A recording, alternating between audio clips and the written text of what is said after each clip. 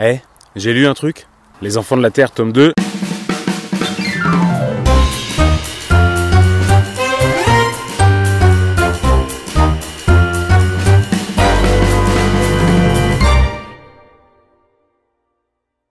Banni par le chef du clan, le nouveau chef du clan Brood, Ayla doit donc partir de la vallée dans laquelle elle a toujours vécu et des gens qui l'ont accompagnée depuis l'âge de ses 5 ans. Elle se retrouve donc seule, sans son bébé. Elle se résout à laisser son bébé au clan de l'ours des cavernes qui probablement l'élèvera mieux qu'elle ne pourrait le faire toute seule, à l'âge donc de 11 ans, à travers les steppes glacées de la préhistoire.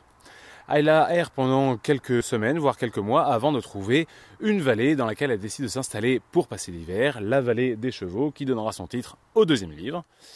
La vallée des chevaux, pourquoi ? Parce que Ayla se trouve une petite vallée bien tranquille, avec un surplomb rocheux, un abri, une petite caverne qu'elle s'aménage, et dans la vallée qu'elle surplombe, paissent plusieurs groupes de chevaux. Elle doit donc recourir d'ingéniosité pour développer des techniques de chasse, à savoir des pièges, pour pouvoir capturer de gros animaux comme des chevaux. Lors de la capture de son premier animal, une jument, elle se rend compte que cette jument avait un petit poulain qui l'accompagnait. Elle ne peut se résoudre à laisser ce poulain à l'appétit des hyènes et elle décide donc de le recueillir et de l'adopter. Ayla réussit donc à survivre grâce à la viande apportée par le cheval qu'elle a chassé. Elle adopte également le petit poulain et cela lui permet de rompre la solitude et d'inventer la domestication. Les histoires s'enchaînent.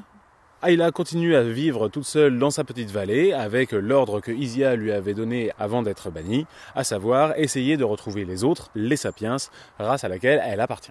Ayla continue sa vie dans la vallée et va finir par recueillir un lionceau des cavernes.